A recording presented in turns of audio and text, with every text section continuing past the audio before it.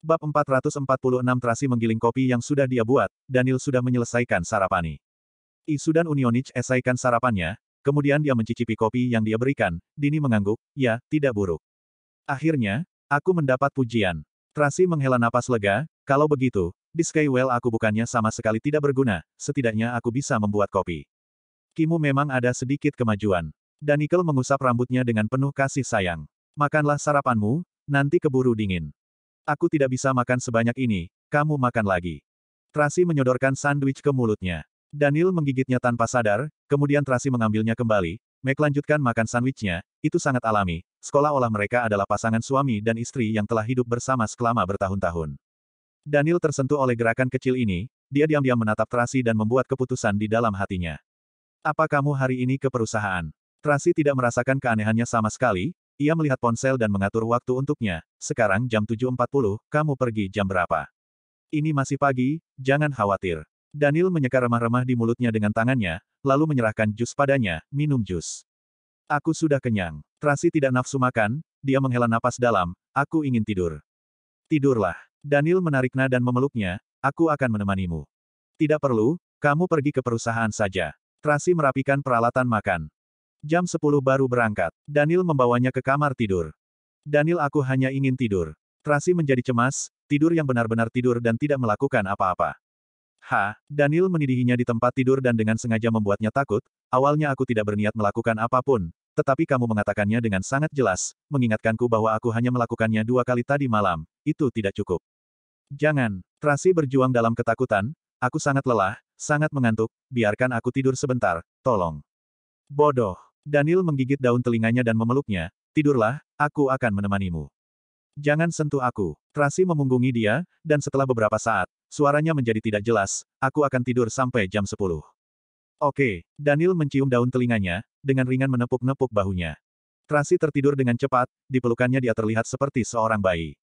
Awalnya, Daniel juga ingin tidur sebentar, tetapi tiba-tiba ponselnya bergetar.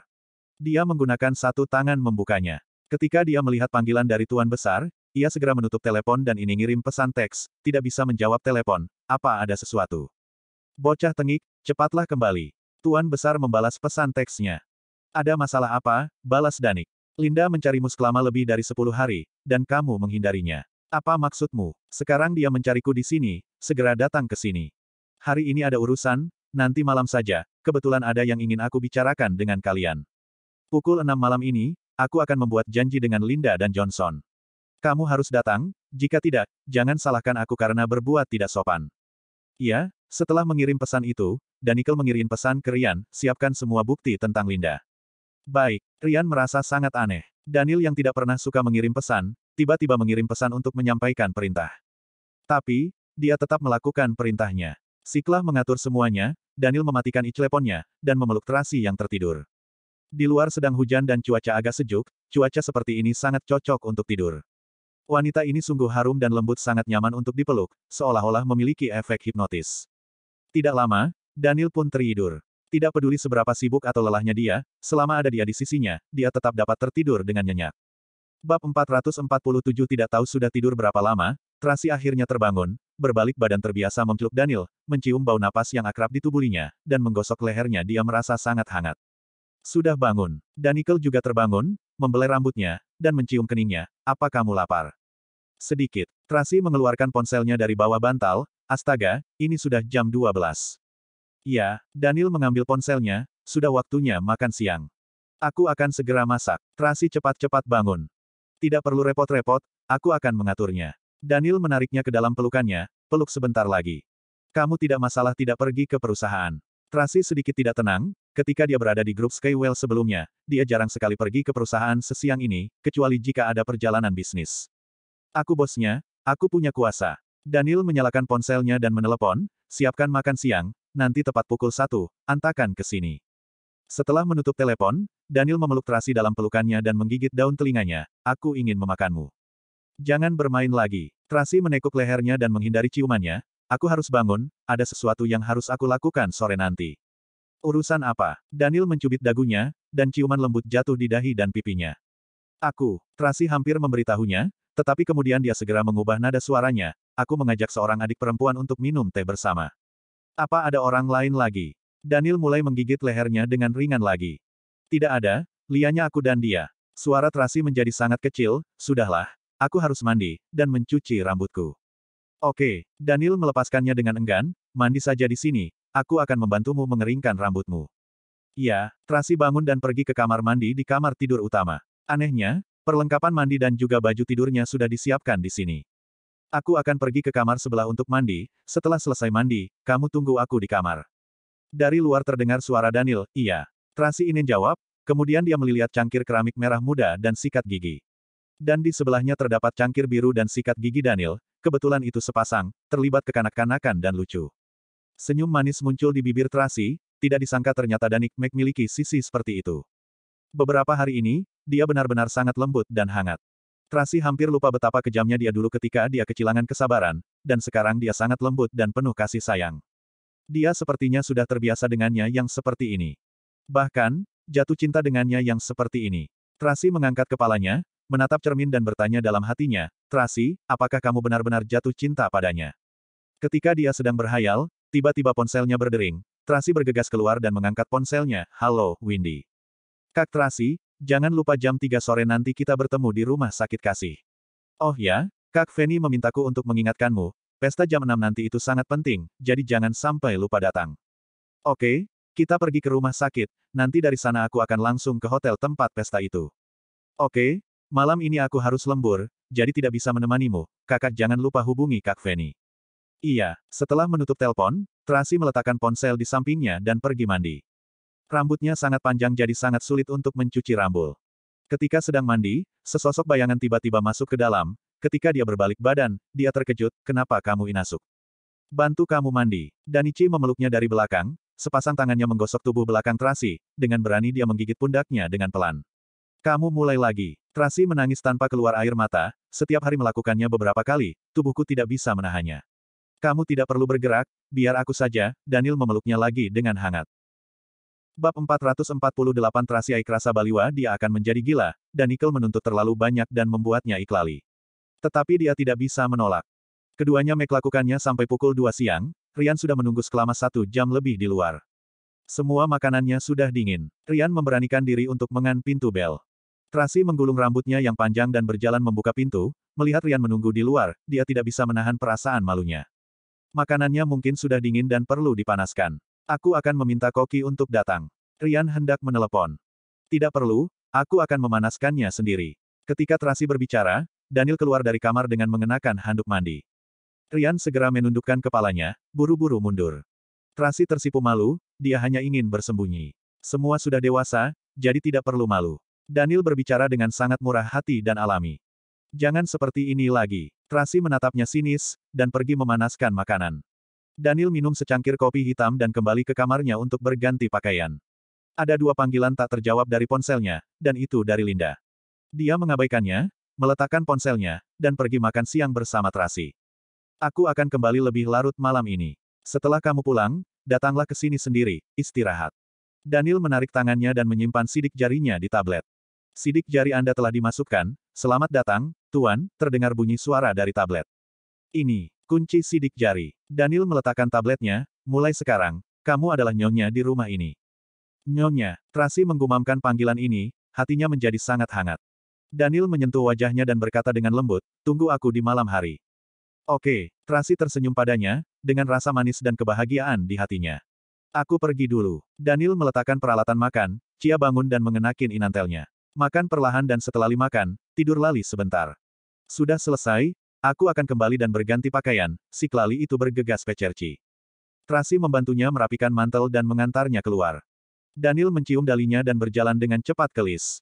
Dapat dilihat bahwa dia sebenarnya sangat sibuk, tapi dia selalu ingin menghabiskan lebih banyak waktu dengannya.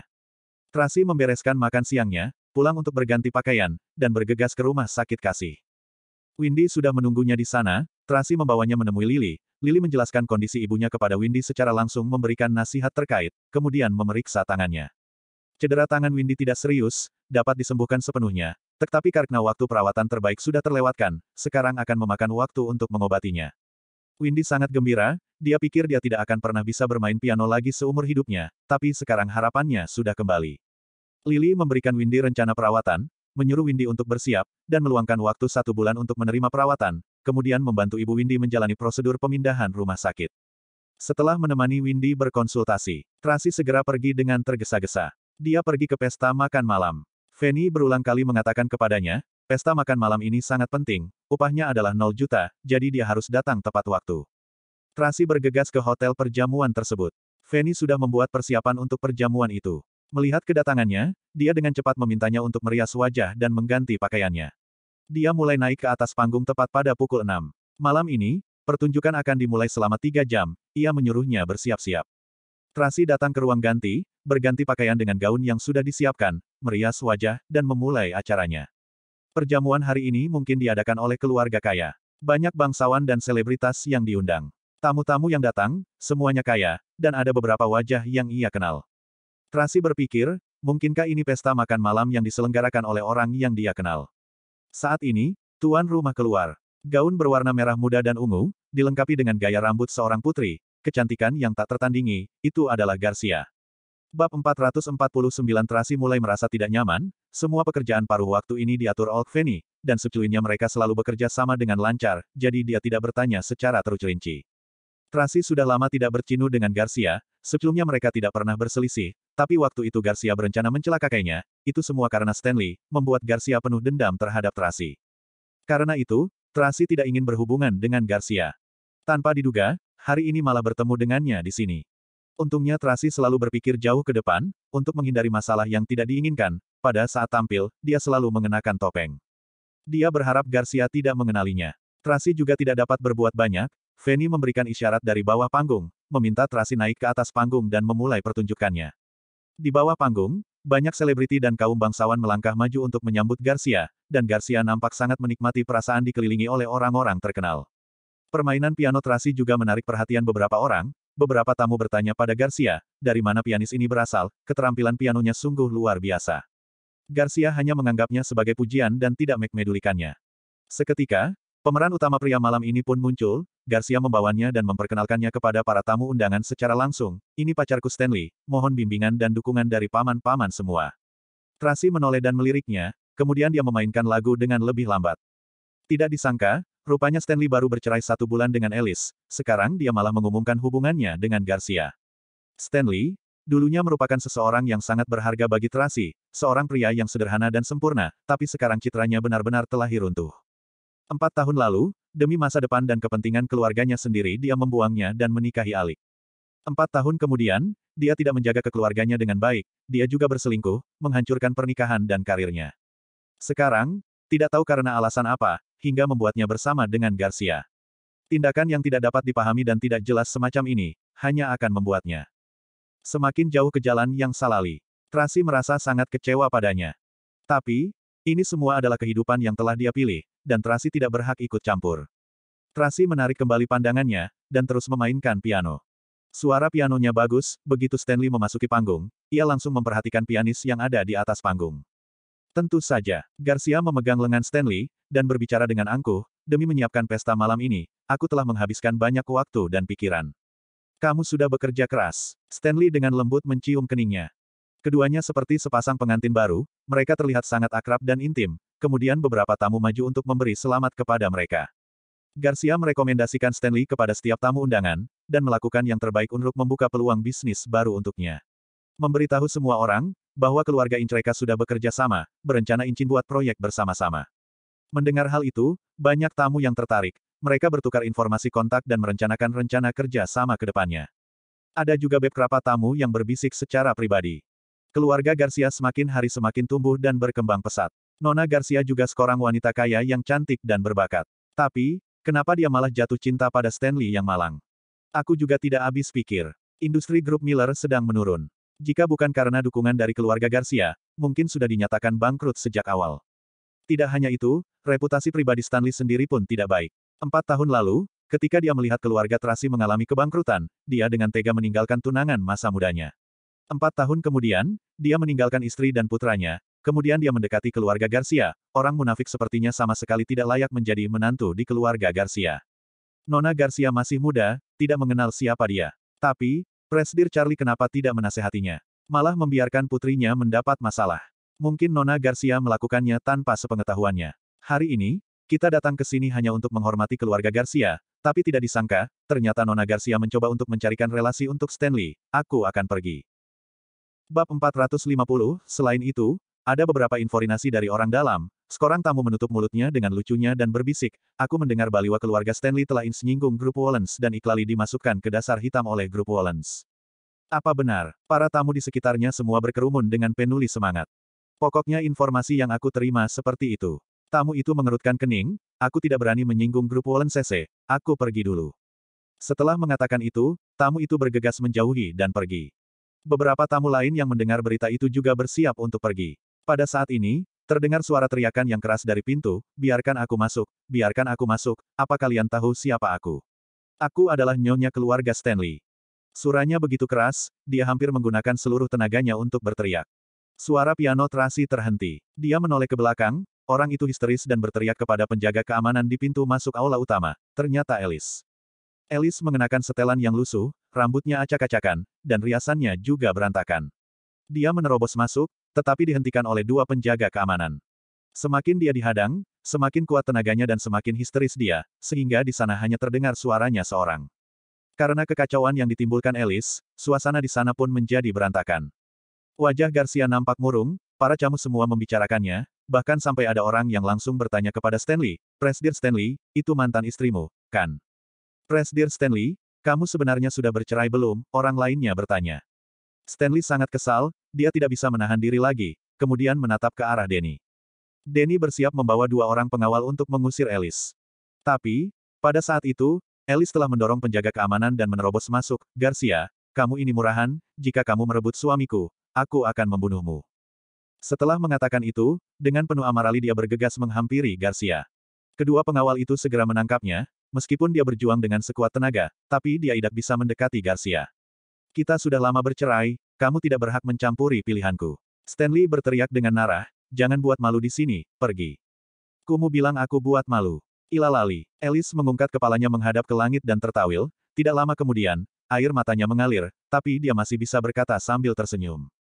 Kesuka aku melahirkan putraimu, kenapa kamu tidak mengatakan aku Iklali membuat Tinunu? Kesuka aku menjual harta benda untuk melunasi hutangmu, kenapa kamu tidak mengatakan baliwa aku memalukan? Sekarang aku sudah tidak punya apa-apa, dan kamu menyingkirkanku, masih bilang aku buat malu. Stanley, kamu sangat kejam. Mendengar kata-kata ini, seluruh tamu di impat itu memandang Stanley dengan sinis, ada beberapa orang yang menunjuknya dari belakang dan membicarakannya. Raut wajah Stanley berubah pucat, terlihat bingung. Garcia segera melangkah maju, melindunginya dan berteriak marah pada Alice, Alice, jangan gila di sini. Kamu dan ibumu telah melakukan begitu banyak hal yang memalukan, salah satunya bisa cukup membuatmu mendekam di penjara selama sisa hidupmu. Stanley berhati lembut dan membiarkanmu bertahan hidup, tapi kamu tidak tahu malu, penguntit, dan berani memfitnah Stanley. Mendengar kata-kata ini, para tamu merubah pemikiran mereka lagi. Mereka berpikir bahwa Garcia benar-benar membela Stanley dengan sangat baik, dan berpikir bahwa itu pasti fitnah yang dibuat oleh Alice. Awalnya, reputasi Alice memang sudah tidak baik, semua orang telah mendengar bahwa dia suka membuat onar di berbagai acara sebelumnya. Apa kamu berhak berbicara seperti itu padaku? Alice memelototi Garcia dengan penuh kebencian, kamu berpura-pura menjadi orang baik di depanku, memberiku petunjuk, menyesatkanku dengan berbagai cara, mengatakan bahwa Stanley berselingkuh dengan Tracy. Aku mempercayai semua itu, dan terus mengawasi Tracy sampai sekarang, namun rupanya kamulah yang benar-benar berselingkuh dengannya, tokoh utama dari berita terakhir kali itu adalah kamu. Kamu benar-benar berbahaya, kamu terus memprovokasi aku dan Tracy, menyaksikan kami dua berkelahi, dan pada akhirnya kamu mengambil keuntungan dari semua itu. Bab 451 mendengar kata-kata ini, ekspresi Stanley berubah, dan dia menatap Garcia dengan heran. Sun Si, jangan dengarkan omong kosongnya, dia jelas-jelas membenciku, jadi dia memfitnaliku dengan ini mengatakan semua omong kosong itu. Garcia buru-buru menjelaskan, kamu tidak akan percaya kata-katanya, kan? Tentu saja aku percaya padamu. Pada kesempatan ini, Stanley tentu saja akan berdiri bersama dengan Garcia, dan dia segera memberi isyarat kepada Denny, menyuruh Duni untuk segera membawa Alik pergi. Stanley, kamu tidak percaya padaku. Alice merasakan sakit hati yang luar biasa, jika kamu tidak percaya padaku, kamu bisa tanya Tracy, kamu selalu percaya kata-katanya, kan? Apa kalian semua mati? Kenapa Masili udah ingkirnya pergi? Garcia berteriak dengan marah. Beberapa pengawal segera menyeret Alice keluar dengan paksa. Alice berjuang mati-matian dan berteriak dengan marah, Garcia, kamu penjahat tercela dan tak tahu malu, kamu harus mati. Stanley, Aku memberikan segalanya untukmu, kenapa kamu begitu kejam? Ketika Christian dewasa nanti, dia tidak akan memaafkanmu. Alice belum selesai berbicara, tapi pengawal itu sudah menutup mulutnya. Alice berjuang tanpa henti, sepatunya terlepas, kepalanya membentur meja, dan gelas anggur itu jatuh dan mengenai kepalanya. Seketika, darah mengalir dari dahinya, dan anggur merah mewarnai wajahnya.